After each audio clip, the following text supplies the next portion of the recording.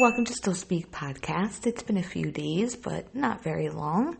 And I would say 2 days ago, possibly 3 days ago, suddenly there was more information about the Gabby Petito case.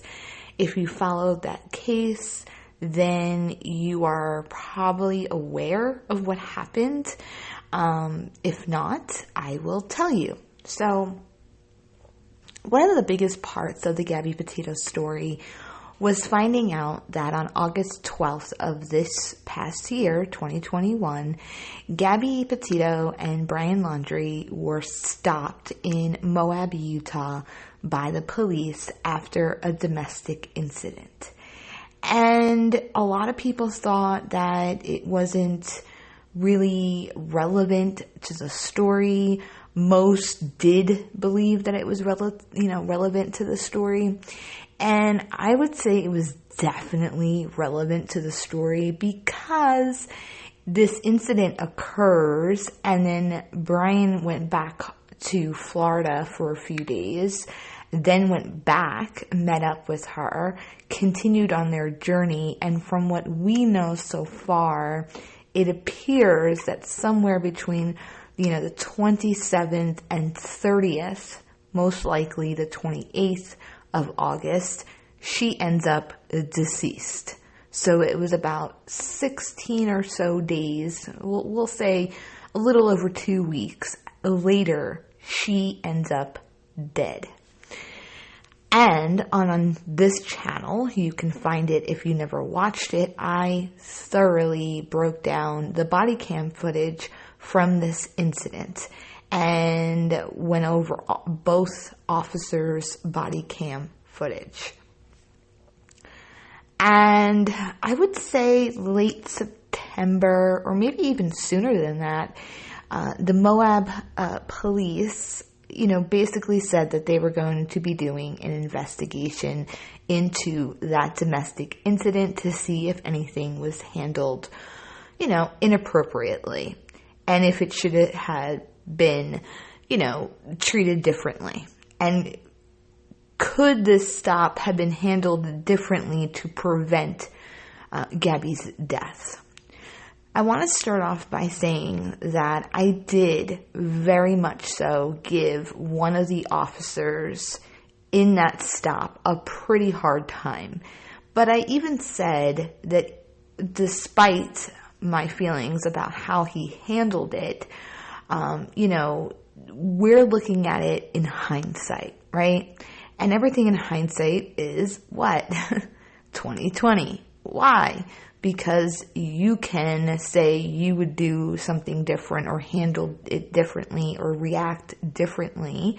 And it's a whole other story when you're in the moment and you don't have a crystal ball to know what's coming. It's a lot easier to do that. And I also said that I had no doubt in my mind that these officers probably feel horrific. And I didn't want to make that worse. And that they most likely done all of the coulda, woulda, shoulda, right, in their minds. And they found themselves thrusted into this huge news story. Goodness, could not be one of my recordings without one of my kids who, is supposed to be in bed knocking on the garage door. So anyway, they found themselves in the center of this massive story where all eyes were on them as far as how they handled this incident. And I felt bad for them, right? Because, they had no way of really knowing that not even, 2 weeks later, or a little over 2 weeks later, I should say, she would be deceased by his hands, the man that they deemed the victim, okay? And I can't imagine how that must feel. I can't. They spent, a good hour and a half or so with this couple and speaking with them and looking into Gabby's eyes and her voice and interacting with her. And now they have to live with knowing that she was strangled to death. And that the man who did that ended up killing himself. That's some tough shit, okay? Let's be real here. That's tough. That would make anybody, need therapy or cause them to drink. I mean, could you imagine that being on your mind and just replaying it over and over and just wishing that, you would have handled it differently, or you would have noticed something, or it's tough. It really is. And I have no doubt that they're suffering from that, and they are most likely receiving some form of therapy or counseling. That being said, though, there were things that were not okay that transpired that day. It just isn't. And I think we need to recognize that and fix what could have been, done differently. But at the same time, okay, nothing they did that day would have guaranteed that Gabby would be alive today. That's just a fact. Because even though it does appear that Gabby was in a abusive relationship, oftentimes those in abusive relationships stay with their abuser, okay? Or they go back to them. Now, there's a whole explanation as to why. There's a whole psychology behind it. We discussed this a lot in my body cam footage breakdown. So I'm not going to do it all over again. But there's a reason why. And even if they had arrested both of them or put them both in hotels, or they put her in a hotel and sent him away, no matter which way you put it, it doesn't guarantee that she wouldn't or he wouldn't have met back up with one another and continued on their journey, which then ultimately resulted in her death. That's just the reality of it, because they're adults. They weren't teenagers. It wasn't, we're going to separate you and bring you back to mommy and daddy. They were adults. They could make their own decisions. And after this incident and Brian stood in a hotel, they met back up together the next day. And they were together for a few days before Brian ended up flying to Florida. We're still not totally informed on what the real reason why he did that was. It was said to, empty out a storage locker. The story doesn't really make a whole lot of sense.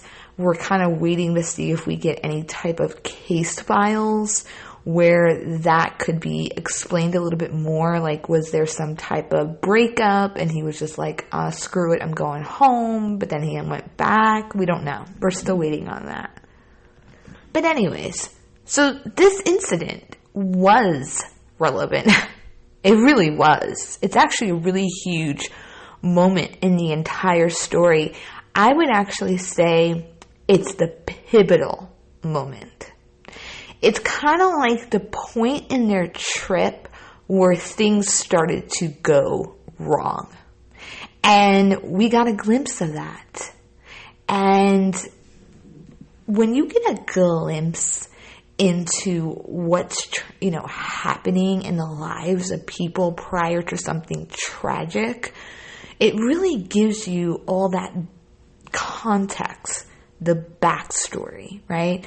And, Gabby released a short video of their journey, but it didn't show the bad parts. Of course not, right? She edited those out. She only showed to you what she wanted you to see.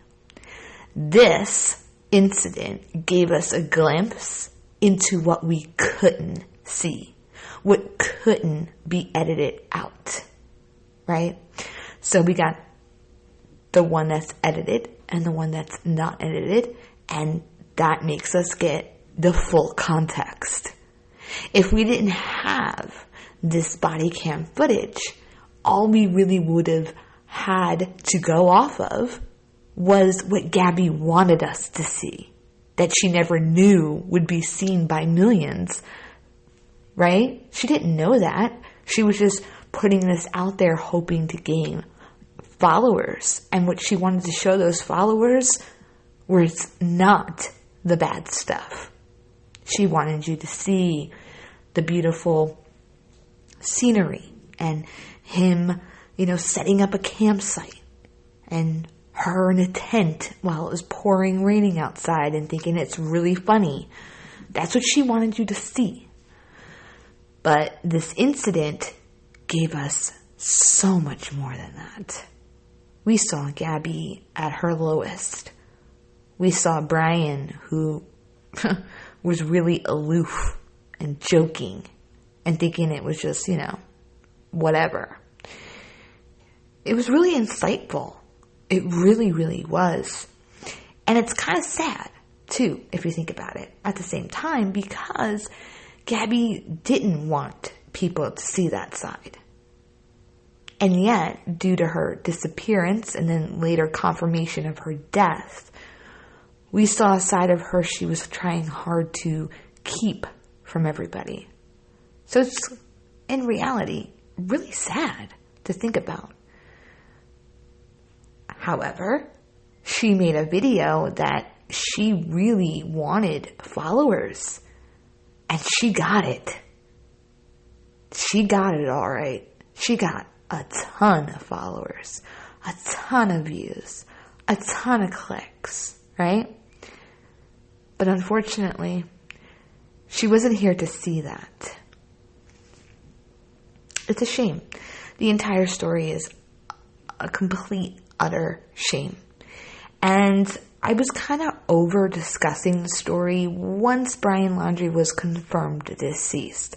Not because I don't think the story is important or anything to that effect, but I kind of just felt like, all right, well, she's dead, he's dead, that's really it, unless more information comes out, there's really no reason to discuss it, right? And so we've been waiting and hoping to get, a glimpse of the case file and for them to close the investigation. And we've been waiting and waiting and waiting, that I forgot that the Moab police were doing this investigation into that incident. And I was reminded the other day when a tweet went out and it alerted me that the report was done, 99 pages. And I was like, oh my gosh, I completely forgot about that. So I've read over it for the most part. It is 99 pages. A lot of it is repetitive. There's some information I don't think is really important for us to discuss. But there are things that I really want to point out in this report. I actually considered reading to you out loud all 99 pages. Just because I know that, who the hell wants to sit there and read all 99 pages, and maybe they just want to listen to it. And then I was like, no, I'm not going to bore everybody and do that. But what I'm going to do is I didn't take any notes. Normally I would take a document like this, write up some notes, come to you, go over my notes, add in some little commentary here and there, and then wrap it up. Even though I did read it, what I want to do is kind of do a reaction video in the moment. So I'm going to go through the page right here, right in front of me, and as I go down, I'm going to pick out things and then kind of give my thoughts on it as I'm reading it. So this is kind of off the top of my head rather than where I had time to think about what I wanted to say. So it starts off with kind of like a recap cover page, and the last paragraph says, based on the report's findings, the city of Moab believes our officers showed kindness, respect, and empathy in their handling of this incident. That is one of the sentences, and they ended with saying, the city of Moab sends our sincere condolences to the Petito family. Our hearts go out to them as they continue to deal with the tragic loss of their daughter.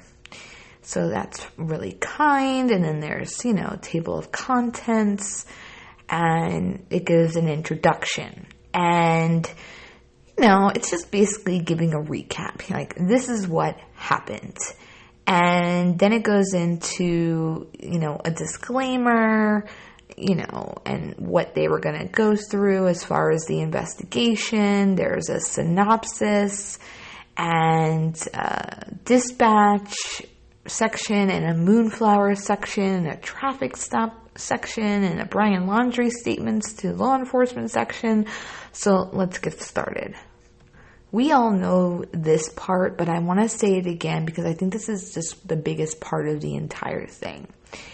Dispatch uses the emergency tone and alerts all law enforcement working in the area of a call they just received. Dispatch states they had a report of a male hitting a female, and van left northbound from the Moonflower Community Co-op. Dispatch further provided a description of the vehicle to law enforcement.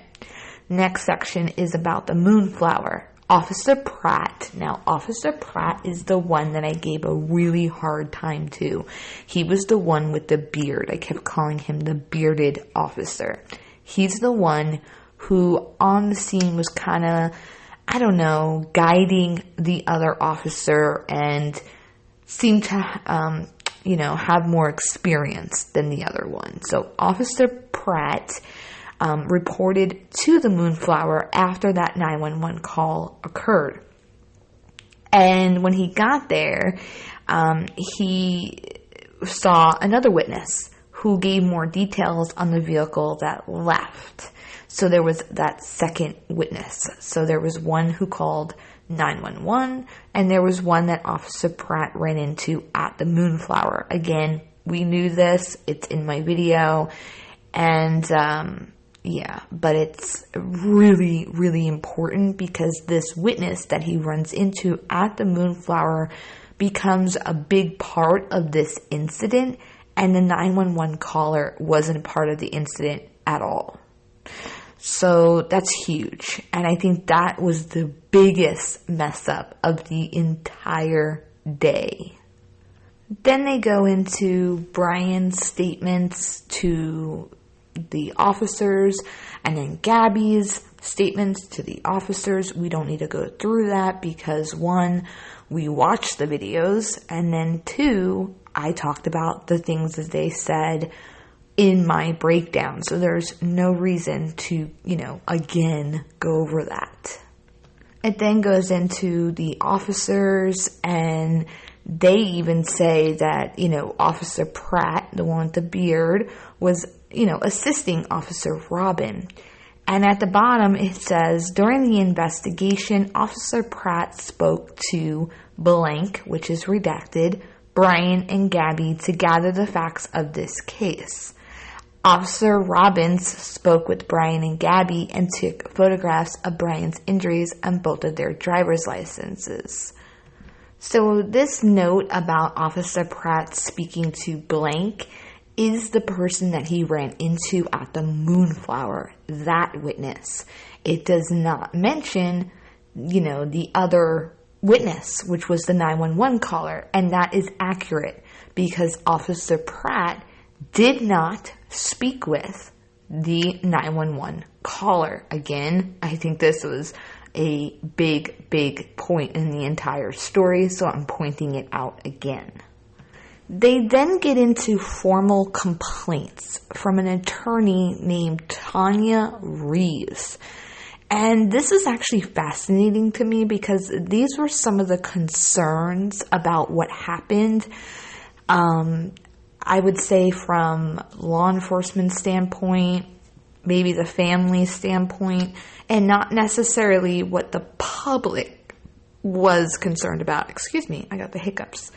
So number one is that the officer discussed his wife's private medical diagnosis and prescribed medication with Brian Laundrie while transporting him to the police station, which was captured on body cam and subsequently released without redaction. that did happen.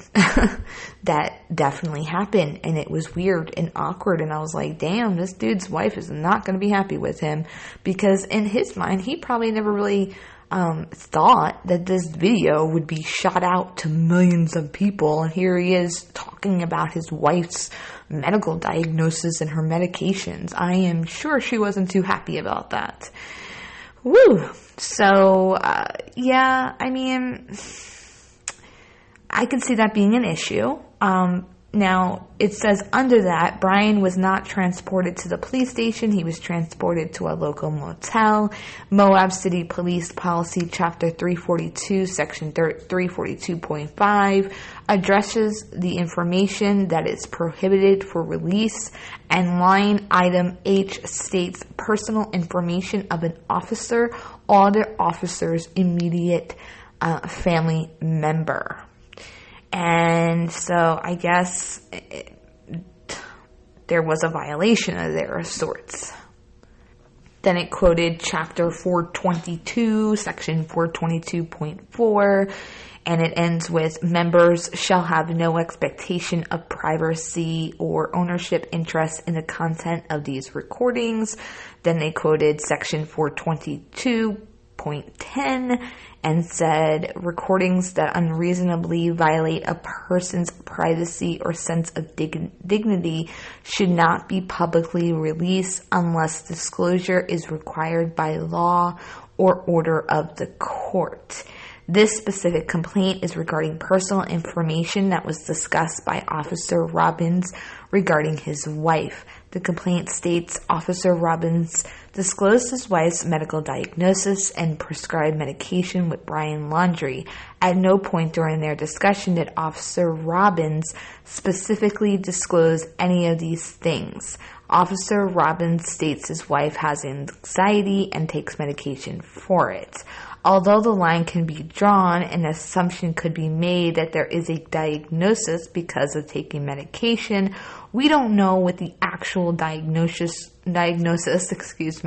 or what medication she is taking, or even if the medication is prescribed. So I'm taking this as they're saying that he did this, but he doesn't say her name. He doesn't say what her specific diagnosis is, and that, he didn't specify, the medication. Basically, it was vague.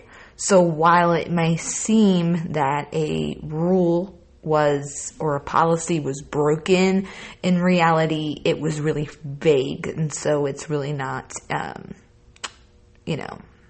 issue. Number 2 is several officers discuss the legislator's intent to remove discretion from the responding officers in suspected domestic violence calls and strategize around how they can evade the, imposing of the legislative intent to arrest and or cite suspects.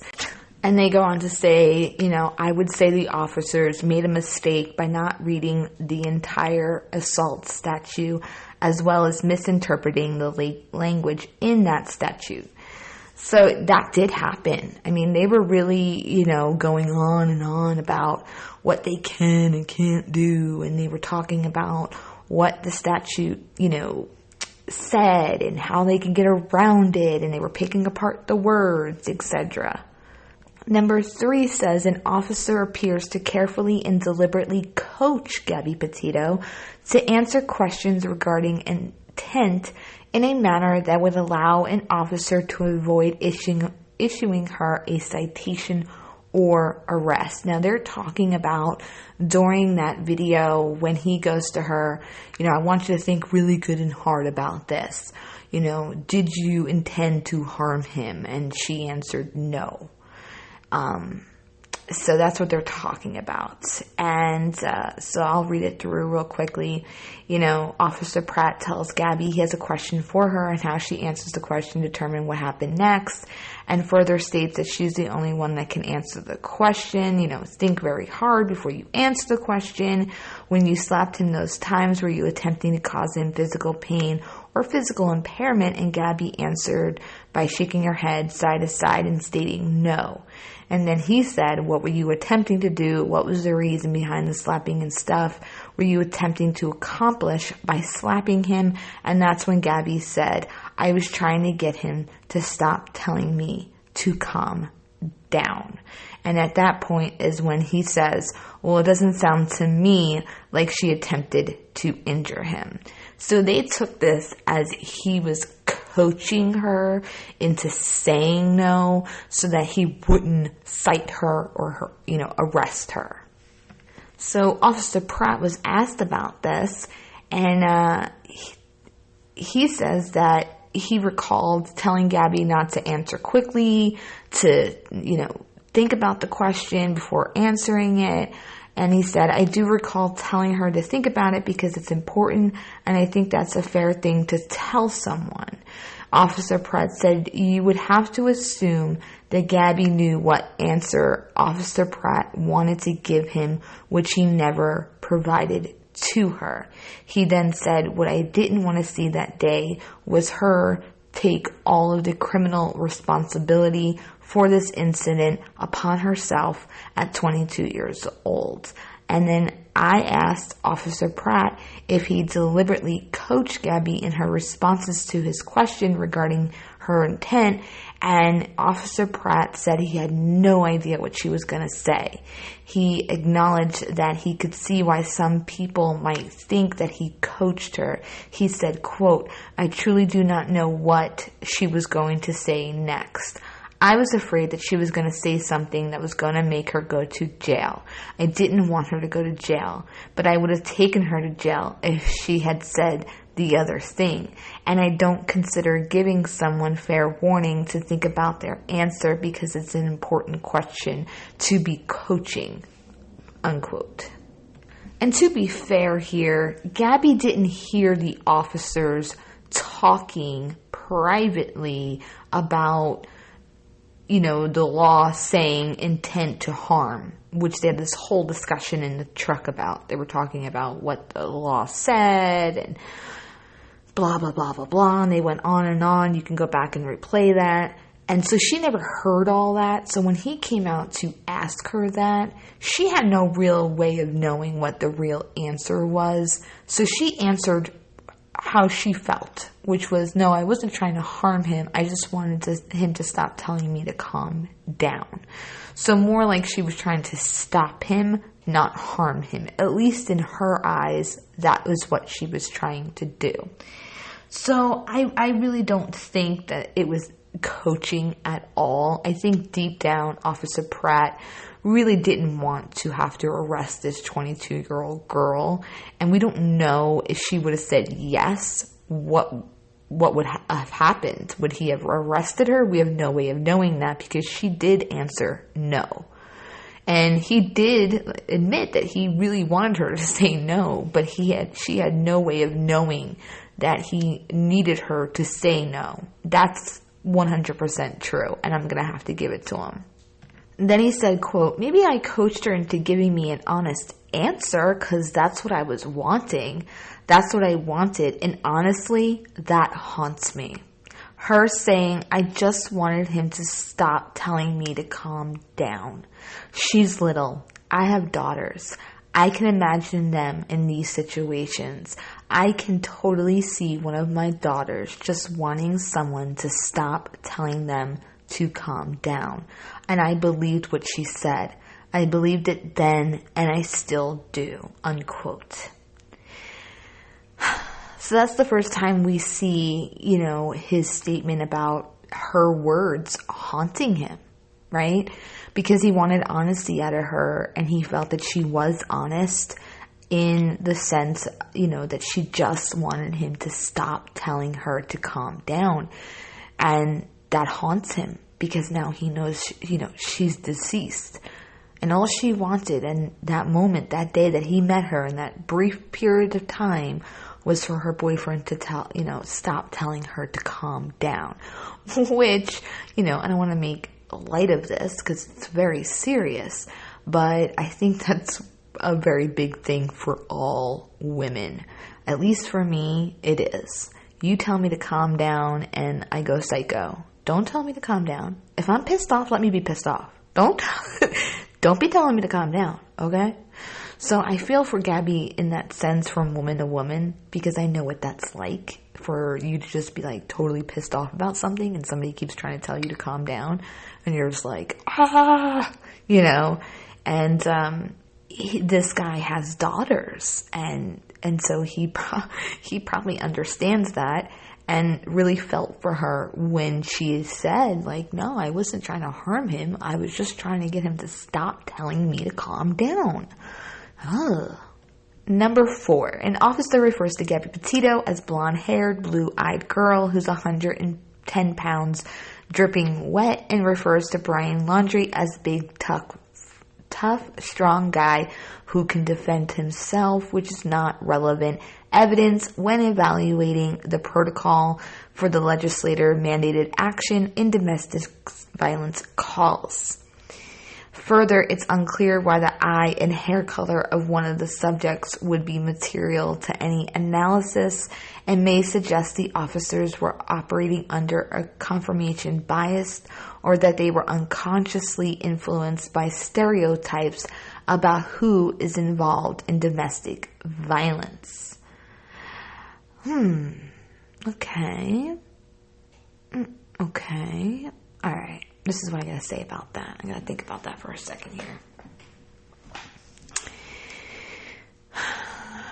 I don't know that I agree where it says it's not relevant evidence when evaluating the protocol for the legislator. Well, actually, I can't go against the legislator. They're the ones who wrote it. So if that's what it says, okay. But I wouldn't say that it's not relevant evidence if I was just speaking in general. Because I think they were just trying to say, like, how is this young, petite little girl going to be any threat to who they, at the time, deemed the victim? And not that men can't be, victims of domestic violence. I mean, she can attack him with a knife, a gun. I mean, but I think given the circumstances that this was a physical, hands-on type of incident, I think they were looking at it from that aspect. But that being said, they're officers. They have policies and procedures and protocols and, legislators write laws and they have to follow it. And if they're saying that they shouldn't have done that and it wasn't relevant, then there you go. It wasn't relevant. I'm just speaking from my standpoint as just evaluating the situation and not from a legislator standpoint. Number 5, an officer makes disparaging references to the legislation relevant to this call in the presence of the subjects, claiming that he cannot treat the subjects differently because of the gender of the primary aggressor, and then proceeds to do precisely that. That's actually kind of true. This is true. They did go out of their way to explain that they can't treat them differently because of the genders, but then, they did sort of do that. So that was one of the complaints. And then it goes on to say, while reviewing the body-worn camera footage, the topic is discussed on multiple occasions. Officer Pratt discusses Brian, Gabby, and the other officers, the lack of discretion in these cases. That did happen. And then it goes on and it talks about all the times they said it. And then it says, while an argument could be made that his statements were disparaging, it was done in the context of trying to explain what law enforcement could and could not do. As far as the officers doing precisely what they said they couldn't do, that is explained in further detail in this report.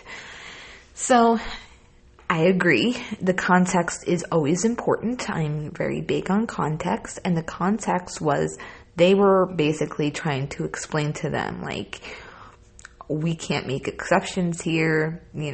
This is what we could do. This is what we can't do, etc. So, I don't disagree with that. Okay. Number 6, the officer references a 911 call. Okay, here we go. This is where I get upset. Something about this 911 caller in this incident just really gets me, angry. Number 6, the officer references a 911 call that identified Brian Laundrie pushing Gabby Petito away from him, and then says there's a second witness who they haven't spoken with yet, but may corroborate this claim. The 911 call of the second witness, in fact, claims Brian Laundrie slapped Gabby Petito. Should the officer have obtained this statement from the second witness or listened to the 911 call before determining who was the primary aggressor? Hell freaking yes. That's an astounding yes. See, it gets me angry. You know why it gets me angry? Because there's this part where Officer Pratt goes and he says, well, the witnesses are saying this, and it matches what he's saying, and it's matching what she's saying, but that was not true. He didn't talk to the 911 caller. And we heard the 911 caller specifically say that Brian slapped Gabby. So he just assumed that this 911 caller's statement was going to be similar to the other witness's statement, rather than to just call the 911 caller or listen to the 911 call. Remember, he didn't hear it. That went into dispatch, and then dispatch let them know, hey, there's this incident. Should that have been done? Hell freaking yes, it should have been done. That was a huge part of the story that was left out when deciding who the primary aggressor was. And it's absolutely infuriating to watch and see him say, oh yeah, and this witness and the witnesses are saying this and it matches what you're both saying. And I'm like, no, that's not true. That's not true. And could you imagine being Gabby, knowing what really happened, not what they were claiming happened, and you know that there's these witnesses, and both of these witnesses, you know, they're telling you, is basically saying that you're the aggressor in the story, when that's not true. She probably felt so little and so alone, and just, it just kills my heart to even think about it. Because she didn't know that there was a witness out there who was actually trying to help her, right? He called 911 because he saw this man slapping her. And I believe that 911 caller. I don't think that he would have just said that. I believe he literally, physically witnessed him slapping her. And this other witness just didn't see it, right? This is what I think happened. And Gabby had no way of knowing that somebody out there actually cared about what they saw enough to call 911 to help her. Their answer to this was basically the issues addressed in more detail later on in this report, but the short answer would be yes. The officer should have obtained a statement from the 911 caller before making a final determination if it was possible for them to do so. Thank you. Because that is the biggest mess up in the entire incident. Things would have probably went a little bit differently had they actually contacted this 911 caller.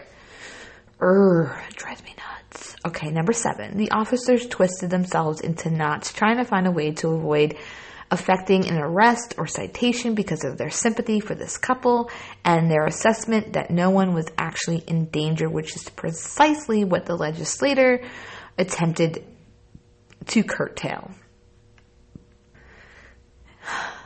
It says, I believe it's clear from the body-worn camera footage that stating the officers twisted themselves into knots trying a way to avoid affecting an arrest is a gross mischaracterization of what actually happened.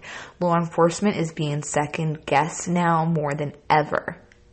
I have to agree with that, which has led officers taking more caution and time before making a decision to try and avoid the inevitable second guessing. That's a true statement.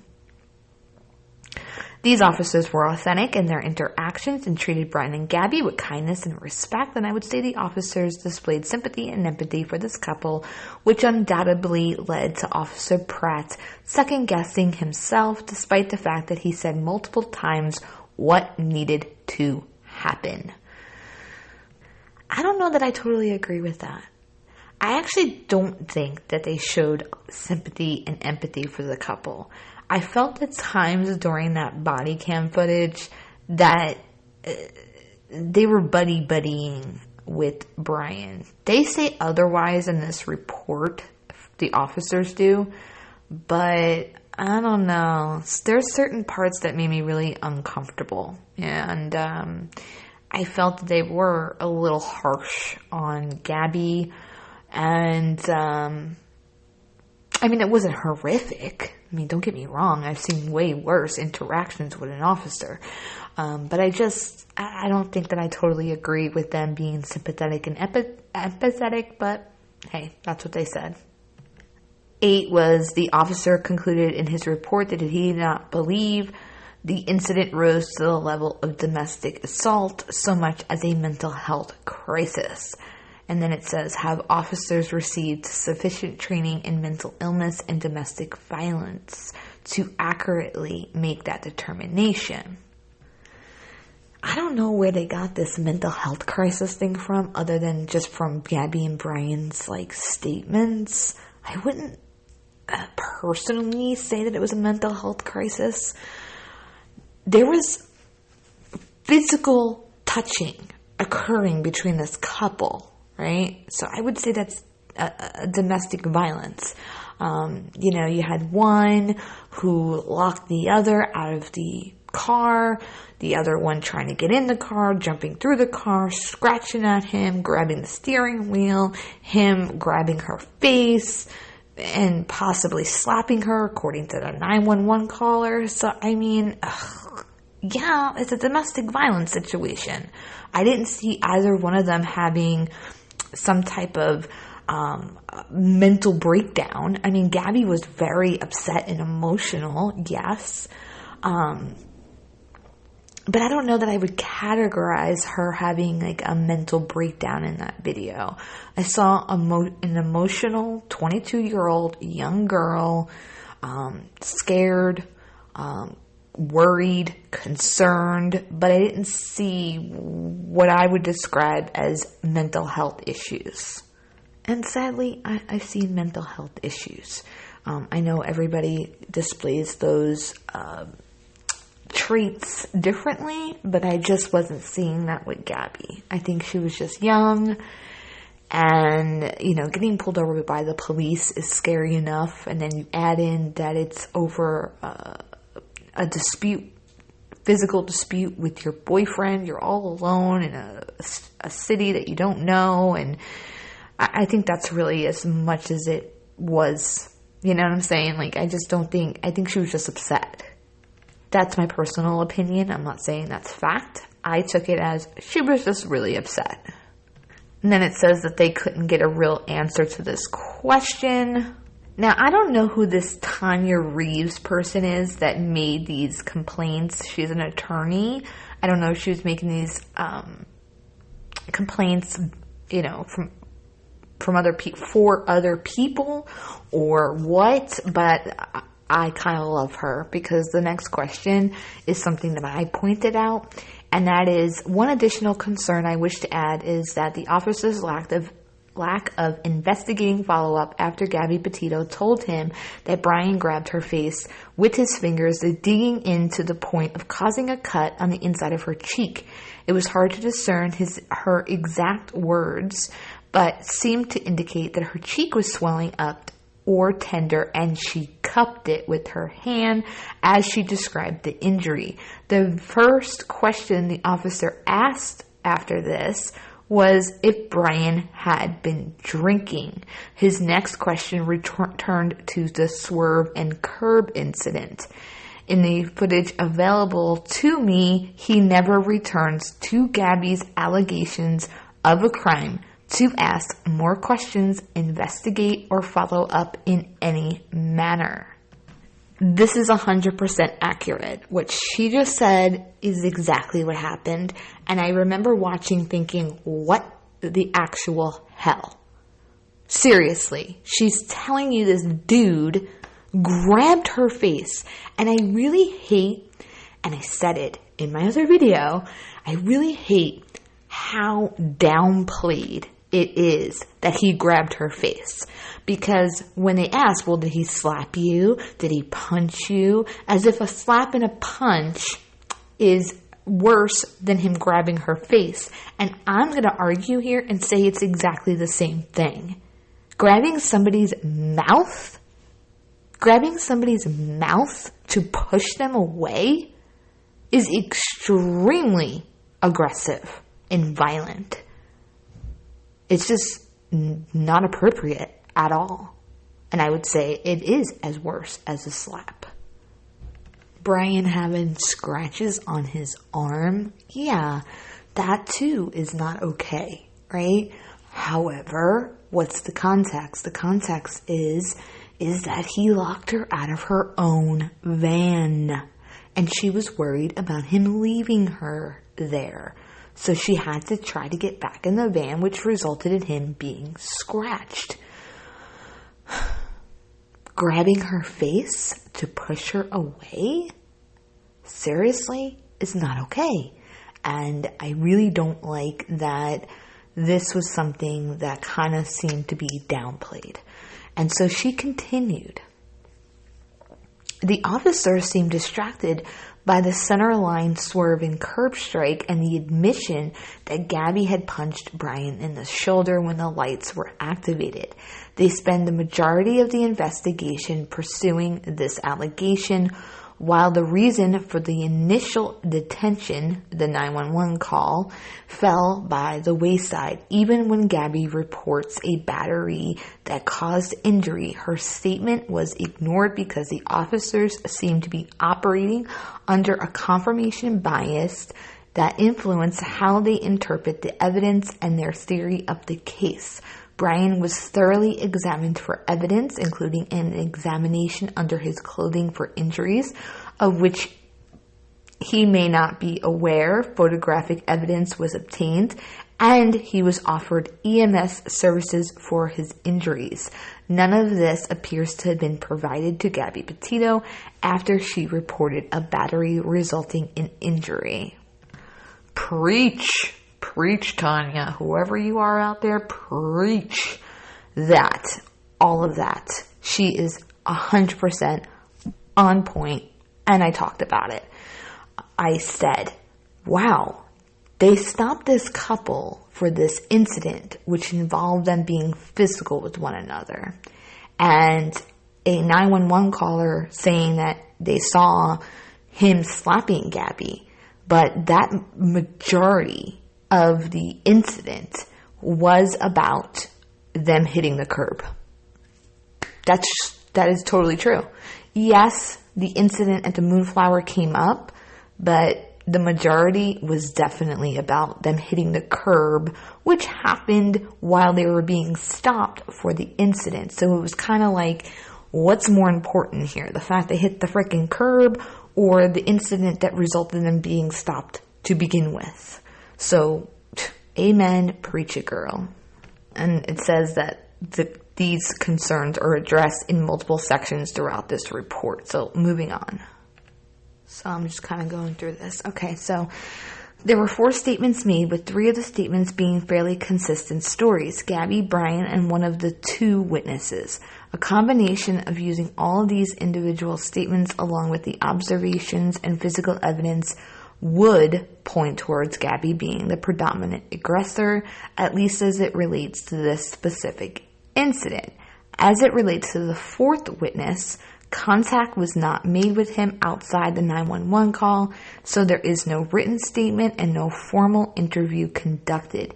In his statement to dispatch, he stated he saw, quote, the gentleman slapping the girl, unquote, stated that he was driving when he first observed Brian and Gabby, and he pulled over and continued observation of the couple, and then said the male and female ran up and down the sidewalk where he proceeded to hit her.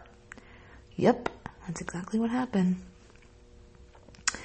That's exactly what happened. When speaking with Gabby, Officer Pratt shared Blank's statement to Gabby as it related to Brian hitting Gabby, And Gabby replied, to be honest, I definitely hit him first.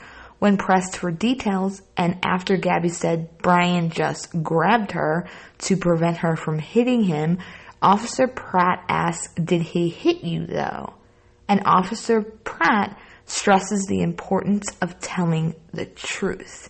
Gabby replied, I guess, but I hit him first. Officer Pratt asked where Brian hit her, and Gabby stated, Brian grabbed my face, I guess, while also demonstrating the action. Gabby stated, like he didn't punch me in the face. Gabby said Brian grabbed her face and said she can feel a cut on her left cheek. Gabby stated when she touches her cheek, it burns. The end result of this investigated incident concluded with separating Brian and Gabby and not making an arrest. Based on the information provided in this specific incident, Brian would be the victim, with Gabby being the suspect. Again, as we just talked about here, I don't know.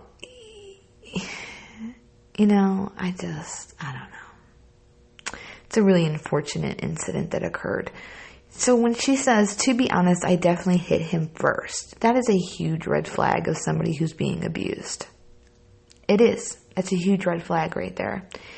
And then she said that, that he grabbed her. And then the officer's like, but did he hit you though? And this is what I'm talking about as far as him grabbing her face being downplayed, as if it's not as bad as a slap or a punch. Because he's like, but did he hit you? Well, he put his hands around her mouth and pushed her. Okay, but whatever. And then she said, he grabbed my face, I guess. And then she was like, well, he didn't punch me in the face. He grabbed my face. So he wanted to know, did he punch you? Did he slap you?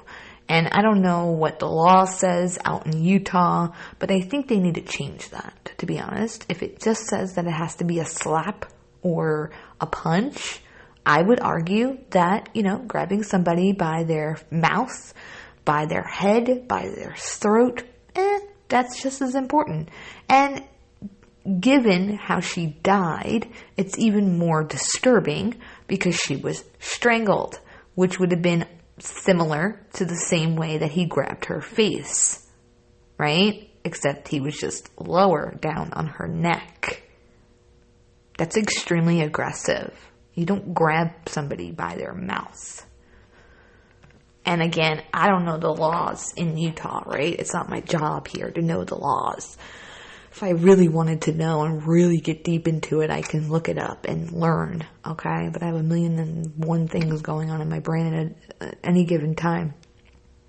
But even the whole Brian locking her out of the car, I think could be argued, like even if she ended up being the aggressor, that it was provoked, right? That it was, not okay that he was attempting to lock her out of her own vehicle. And all they had to do was run the plates and find out it was hers. And that there was this sense of fear of being left abandoned in a city, alone. So he was definitely provoking her, even if she had reacted aggressively. Now, if we are to believe the 911 caller, which I personally believe, in addition to not only locking her out and making her feeling, fearful of being left abandoned, him slapping her and then proceeding to hit her over and over again up and down the sidewalk is, really alarming. Very alarming information, but at the time, this 911 caller's information or what he observed got pushed to the side. It was not really taken into consideration, but they get to that shortly. It goes on to say that, this was not like just a mental health crisis. This was a domestic violence. There was evidence of that. And then it says the statements of all and those involved, along with the evidence presented, provided probable cause for an arrest. But see, again, I'm sorry, but I have to argue here because the statements of all of those involved were not all taken into consideration, right? Again, if they had called this 911 caller, had this event have gone much differently, we'll never know, right? But you can't say the statements of all of those involved when you didn't include one of the big people. So yeah, if you're just going off the one witness and what Brian and Gabby are saying, you can say there was probable cause for an arrest. But you didn't have the 911 caller. So what would that have done? Would that have changed things? And would there be an argument that there wasn't probable cause? And I want to say this too. In some states, I recently learned this, when they're called to a domestic incident, what they do is, if there's conflicting stories, for example, me and my husband get into a fight, cops come, I'm saying he hit me and he's saying I hit him.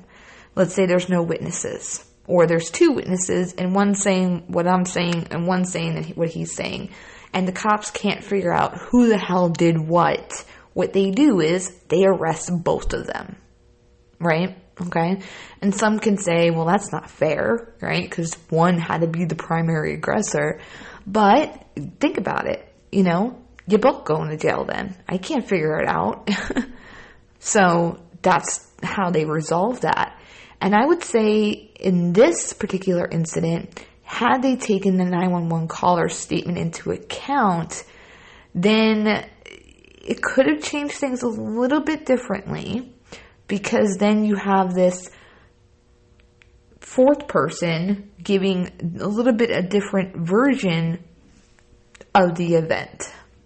But since Gabby was willing to take the fall for it, to basically say, no, it was me, I did this, then, ultimately it may have resulted in the same conclusion that there was probable cause for an arrest, because she wasn't willing to say otherwise, which is very common for people in abusive relationships, to blame themselves or to take the fall so that there's not ramifications after the fact. So then it starts talking about the two officers when they were at Officer Pratt's car and they were discussing the law and what intent means, etc. And they go through that whole ordeal. And when they were one was in the car, one was outside of the car. And when they were discussing that law is when Officer Pratt said, I don't have a crystal ball. And he was referring to, he can't see if, this is going to result in something worse. I forget his exact words, which is really ironic when you listen to it, because no, he didn't have a crystal ball. He had no way of knowing. And it's just so ironic that he said, I don't have a crystal ball, and it ends up being that this girl ends up deceased 2 weeks later. And if he did have that crystal ball, holy hell, right? So then that part ends with, at one point during this incident, Officer Pratt tells Officer Robbins that he doesn't care if they use the actual letter of the law in deciding not to charge Gabby. He also tells Officer Robbins that it makes sense to go full-on domestic assault. When people talk about the letter of the law, they are talking about the actual words written, the literal interpretation of the words. This line of thinking lines up with what Officer Pratt explains later on, that one officer may see things differently than another officer, and Officer Pratt believed this incident didn't meet the elements of assault code as it was written. I beg to differ with him. I think it was rather clear that there was assault, but let's continue. So moving on, they go to interview responses with Officer Pratt. So they really went at Officer Pratt in this, by the way. Robbins is definitely a part of it, but Pratt's mentioned a lot. He really is. And he's the one that I went hard for in my breakdown because he was just really frustrating me when I was watching him, and it just drove me nuts. And I think that personally, there was a lot of things that he could have done differently. Their conclusion, we'll get to that. And I just realized this is an hour almost, so we're probably not going to cover all of it tonight. So let me read this, and the reason why is because it's almost 11 o'clock and I have a few things I need to do. But hold on.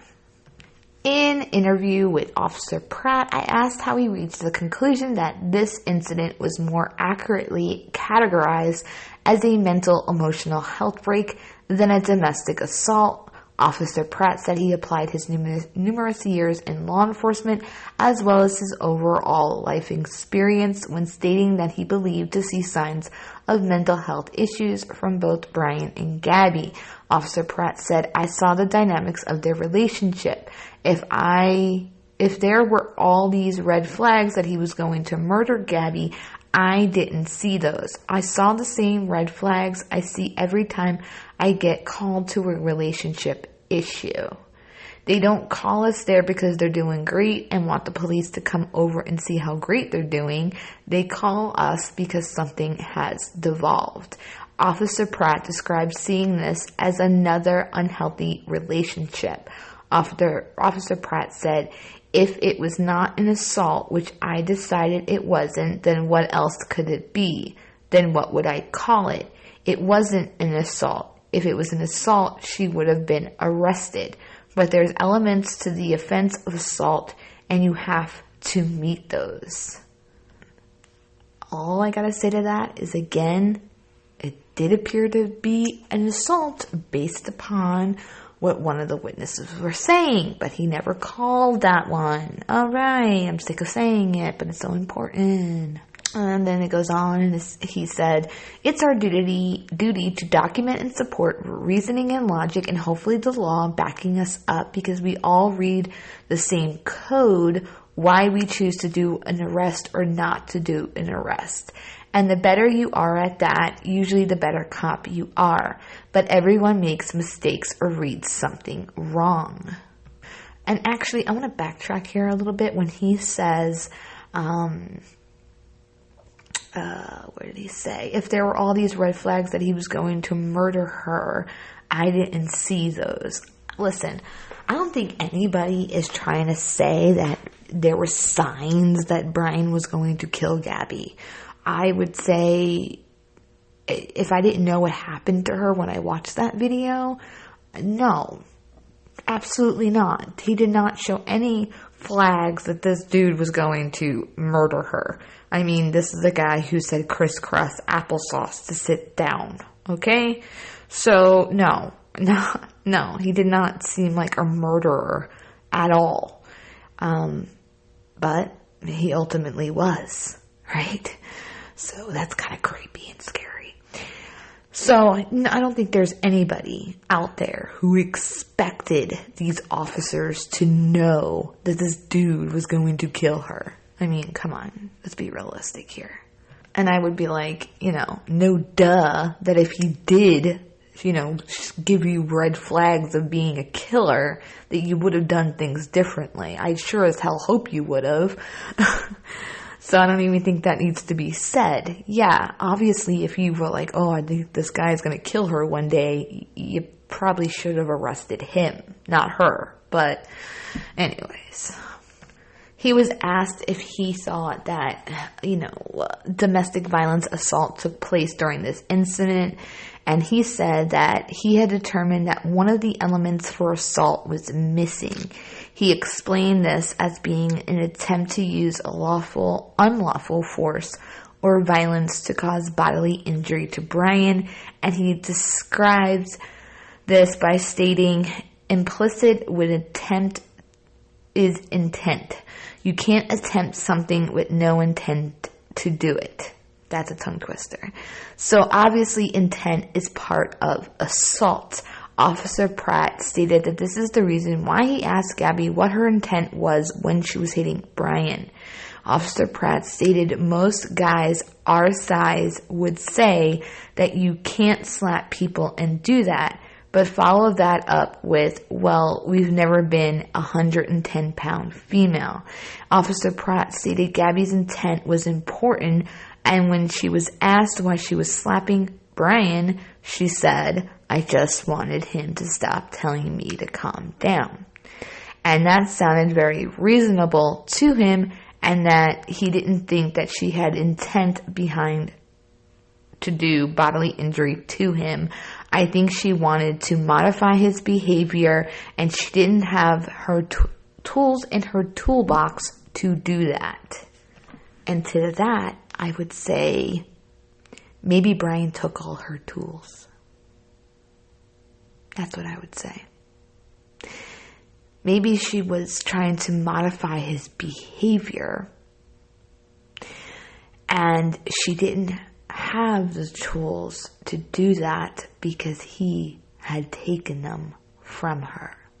Think about that for a moment. I'm just saying. Right? Okay. All right, moving on.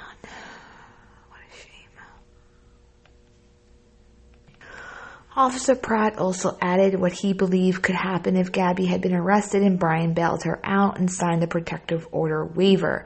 Officer Pratt pointed out that Brian had said they didn't have a lot of money. Pause. That is actually not true. We just found out that at the time of Brian's death, when he took his own life, he actually had $25,000 in the bank. I didn't even talk about this because when it came out, that's all we really heard, and there wasn't like more information. So I wasn't going to make a whole video about it. But yeah, we just found out that he had $25,000 in the bank. And what's really crazy about that is, if you recall, he used Gabby's credit card. He was charged with that, right? You remember he had the warrant? So then that leaves the question, like, why was he using her credit card when he had $25,000 in the bank? Why was he telling officers they didn't have a lot of money when they had $25,000 in the bank? Right? So they did have money. And I would even have to wonder, was this sort of a savings account that they both were putting into? And how much of that $25,000 was solely his, or was it combined? I know Gabby had a savings account because it was mentioned in the documents, but was this something that they had, contributed to together for their trip as kind of like backup money, or was this solely his? We don't know. So Brian telling the officers they didn't have any money, that was a lie. That was not true at all. Now, the cops didn't know he was lying, but he was. So anyway, let me read that again. Officer Pratt also added what he believed could happen if Gabby had been arrested and Brian bailed her out and signed the protective order waiver. Pratt pointed out that Brian had said they didn't have a lot of money. Officer Pratt said, so if he's going to bail her out, is he not going to have more control over her now? Now we're out of money, blame it on her because I had to bail you out. And all it's going to do is put the power and dynamics more on him in his favor, where he's like, now we have to come back to court and video court, and now we don't have money because I had to bail you out. Oh, we're in another fight. Go ahead and call the cops. How did that go for you the last time? And what he's saying is accurate, and that's most likely what would have happened, to be honest with you. And it's interesting to me that he's saying this because it's like he's admitting that Brian wanted to have power and dynamics in the relationship over her. That's what it sounds like to me. Like he's actually admitting that Brian had power over her in some way, or wanted power over her. So is this in hindsight, looking back at the incident, that he's thinking this, or is this something that he thought in the moment? Because if he thought it in the moment, then how are you deeming him the victim?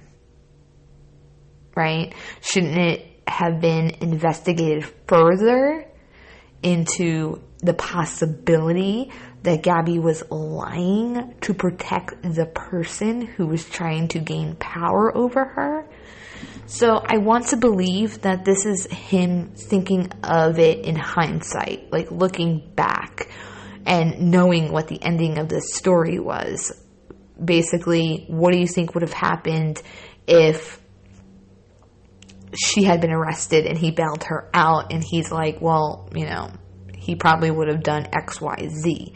So I think that that's a possibility there, that he's just looking at it in hindsight. At least I hope so, to be honest with you, because I don't feel comfortable if he was thinking this at the time, because I think that would have been the big red flag that should have prompted him to consider or investigate further if Gabby was lying to protect him.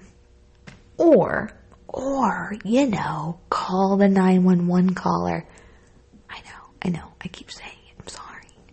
And what I'm going to do is, I'm going to skip ahead a little bit here, and I'm going to go to something that I saw that really stuck out to me, and I want to discuss it, and then we're going to end this part, and tomorrow, what's today? Sunday. So Monday, possibly tomorrow, I'm going to do part 2 of this to go over the rest that I'm skipping over. Okay. I had to scroll through a million pages to find the part I wanted to read to you and end with. There is one thing I'd like to point out that I believe is applicable to this case as well as many domestic violence cases. Just because Gabby was determined to be the predominant aggressor as it is related to this incident doesn't mean that she was the long-term predominant aggressor in this relationship. Oftentimes, in cases of domestic violence, the long-term victim gets to a point emotionally where they defend themselves or act out in such a way where law enforcement is summoned. There have been many times in my career where someone who we know from past experience to be a long-term victim of domestic violence gets arrested for committing an act of domestic violence against their long-term abuser.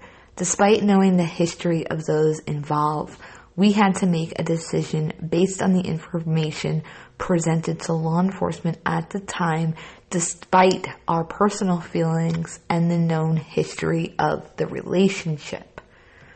It's very likely Gabby was a long-term victim of domestic violence, whether that be physically, mentally, and or emotionally.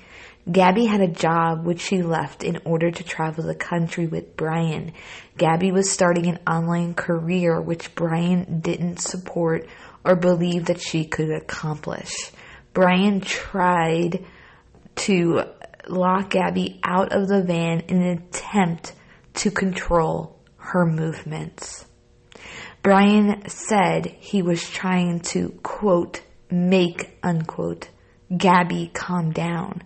And Gabby said she was trying to get Brian to stop telling her to calm down. Gabby also said that Brian kept telling her to shut up. Based on the information provided, I can only assume the act of Brian grabbing Gabby's face was an attempt to make Gabby calm down or make her shut up. Although the act of grabbing someone's face, like in this case, rarely causes any significant injury, I find that the specific act of grabbing someone's face is extremely personal, violent, and controlling. And just because there may have been some signs that Brian was the long-term predominant aggressor, law enforcement can only act on the information they were provided. That was a little emotional to read right there, because we know what he ultimately does to her. And it was the ultimate act of making her calm down and making her shut up by ending her life. And I have to argue with the statement that it rarely causes any significant injury. Grabbing somebody by their mouth can cause pretty significant injury depending on the amount of force, okay?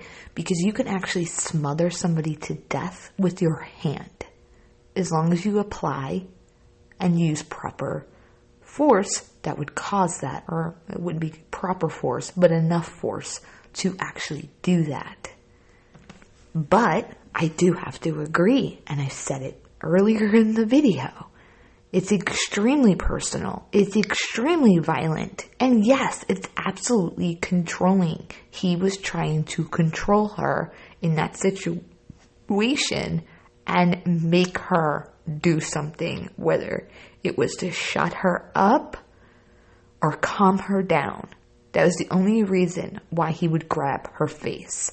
And this is why I don't like that it was kind of downplayed as if it's not as bad as a slap or a punch. Now, by law standards, it may be not as bad, but I would say maybe that needs to change. And maybe we need to classify that as just as bad as slapping and punching. Because, again, she was strangled in a very similar manner that he grabbed her face, probably. You can strangle somebody with one hand. It's usually with two hands, but similar. Very similar. Officer Pratt said we're all doing this with the fact in our mind that we know what happened later. So it's really convoluted and hard to tell you like anything other than what I thought at the time, which was, if I missed a big red flag that he was a murderer, then yeah, I missed it. If I would have known he was going to murder her, I would have taken a vacation to follow them because I care about people to the point where he was going to murder her, and I would have intervened and citizens arrest him in Wyoming. I would have taken my own time. I would have missed out on my family to go do that. And then he said, I'm desperately fucked over that she got killed. I really am. I would have done anything to stop it if I would have known that was coming. See, so that's really sad, right? Because he's mentally not okay, because he does know what happened to her later. And you play with all those, if I would have done this, and if I would have handled it like that, and could I have prevented it? But again, there's nothing they could have done that, we have no way of knowing, I should say, if that would have changed anything. I'm going with no. I don't think that it would have changed anything. I think she would have went right back with him, and that would have been that. When speaking with Officer Pratt, I asked him if there was anything else that he thinks I should know or add as it relates to the investigation, and Officer Pratt said he accepted responsibility for anything that was found that he did wrong in this case. Quote, I accept responsibility for it, but I don't want anyone to think that I do not care. I have daughters, and I don't want anyone involved to know that I talked to Gabby and I treated Gabby as much like I could fatherly, the way I would want another cop to interact with my daughter. Even if he got it wrong, I do care, and I am devastated about it.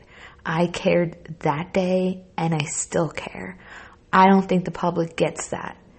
I don't know if they know we care. I don't know if they know, unquote. That's really sad. I mean, I feel that he is devastated, and I'm sure he's tormented by it. And I don't doubt that for a second. There's a lot of speculation regarding this incident, and I can't answer the what-if questions. There were mistakes, in how this case was handled. If this case was handled flawlessly, would it have changed anything? Nobody knows. More and more in law enforcement, perfection is what is being expected. And with that comes officers second-guessing themselves and their decisions. After reviewing all the information and speaking with officers, I am confident and comfortable in stating the mistakes that were made were not made intentionally. The officers did not know what they were doing was wrong at the time and did not make the decision to benefit themselves in any way. They both believed at the time that they were making the right decision based on the totality of the circumstances that were presented. I'm going to read you one more thing and then I'm going to end this. But we're definitely going to go through this entire report because there's a lot that gets said by Pratt.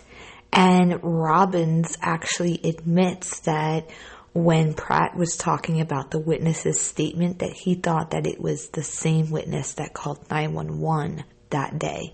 So he was confused and didn't have the proper information and didn't know there was two witnesses. But let me leave you with this part and then we'll do the second part, maybe even a third part, because it is 102 pages. I think more so 99 pages. A lot of it's repetitive, but there's a big portion from Officer Pratt that I think it's really important to discuss. But let's just do this and then we'll end.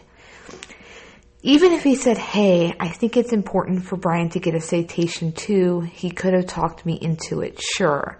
I don't think he had enough time and experience to go to those places yet. That's fine. But it wasn't like I was hell-bent on not charging Brian. I would have loved to. I saw him as a problem. I really did. But just because I don't call him out and amp him up, that's not my job. I'm supposed to de-escalate.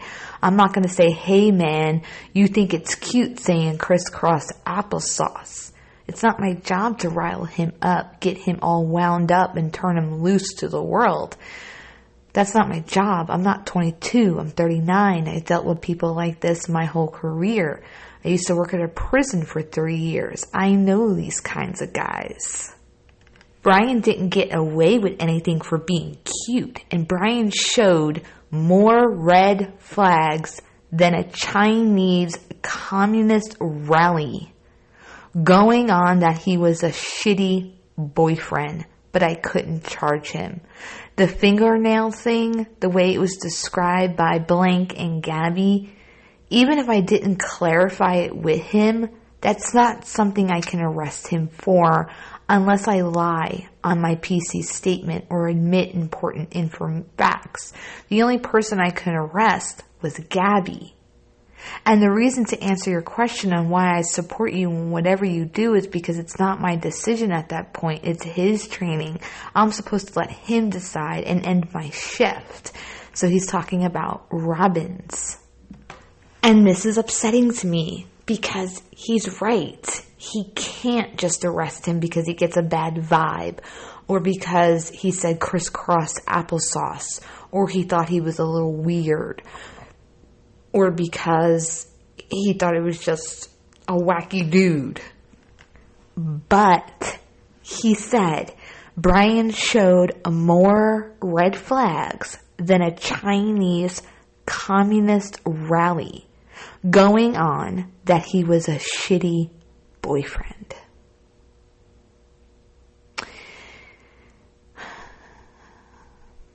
No, it wasn't that he was a shitty boyfriend. It was that he was abusive to Gabby. And you misread those red flags to mean that he was just a shitty boyfriend. When in fact, there was abuse. And Gabby was trying to protect him. And it's clear in the video. It's very clear. And she ends up dead 2 weeks later. Here's the final thing I'm going to read to you, and I want to just say that it's all over the place because it's a quote of what he was saying in the moment, so if at points it sounds confusing, it's his fault. So he said, I can tell you, I thought it was silly that anyone would take her as a serious threat to him and that we, quote, needed to protect him, unquote. And it turns out that I was right about that. I just didn't see him as the threat he ended up being. I saw him as an emotional guy, an emotional mental threat to her. I didn't see him. I thought he was like a mama's boy. Maybe he was a mama's boy. He went home to mama. Maybe he was a mama's boy. Maybe I'm right about that. But I didn't know he was. I didn't think that guy had it in him.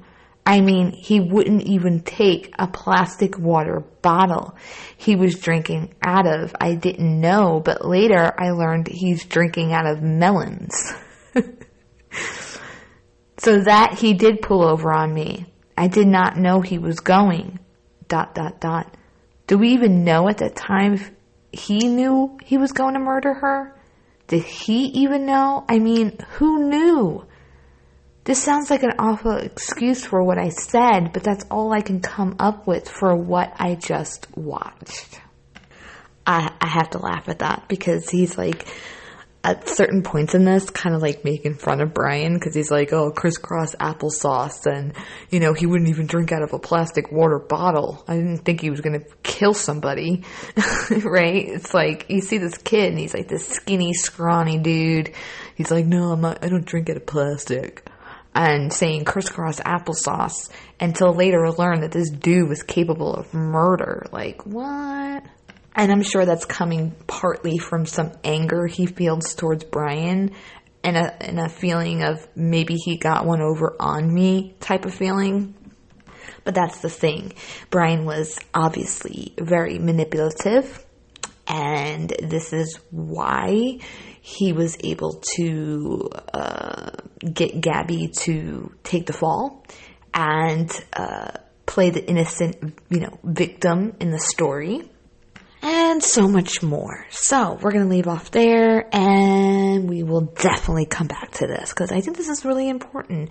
It's important to discuss. One, because we were covering the case, we were covering the body cam footage, and so we want to cover all of it, not just some of it. And so this is important to discuss.